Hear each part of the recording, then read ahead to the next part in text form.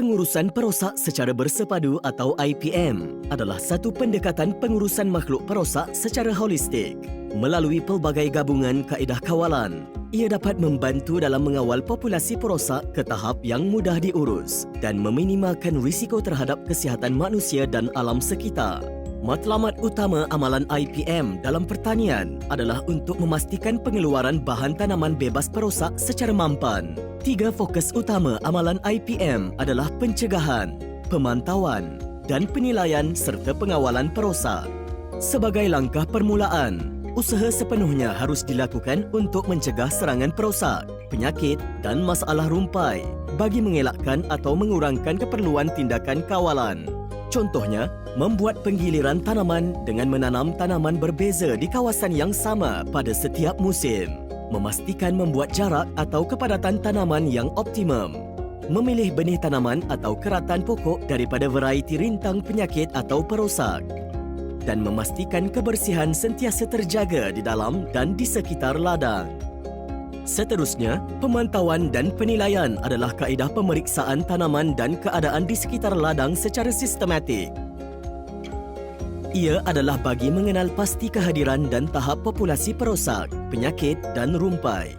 Contohnya adalah dengan melaksanakan scouting atau pemeriksaan keadaan tanaman di dalam ladang dan pada tanaman atau tumbuhan di persekitaran.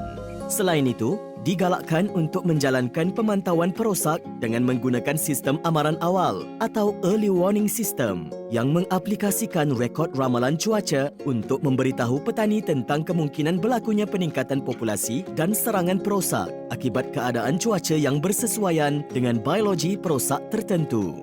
Sekiranya langkah kawalan perlu dijalankan, petani hendaklah mempertimbangkan gabungan pelbagai kaedah kawalan secara kultura, mekanikal atau fizikal, biologi dan kimia yang bersesuaian.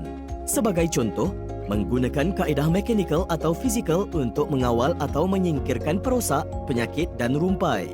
Selain itu, petani digalakkan untuk mengoptimalkan penggunaan musuh semula jadi, perangkap feromon dan menggunakan bahan kawalan perosak alami seperti ekstrak dan minyak berasaskan tumbuhan serta penggunaan produk bahan racun kimia sintetik yang dibenarkan. Sekiranya petani perlu menggunakan racun kimia, mereka perlu mengaplikasikan racun dengan kadar yang optimal seperti penggiliran penggunaan bahan aktif kimia untuk mengelakkan berlaku kerintangan bahan aktif pada perosak.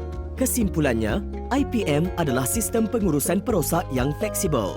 Ia terdiri daripada gabungan pelbagai kaedah kawalan dan mestilah bersesuaian dengan keadaan dan persekitaran di mana aktiviti penanaman dijalankan. Untuk maklumat lanjut, hubungi bahagian Biosecurity Tumbuhan, Jabatan Pertanian yang berhampiran.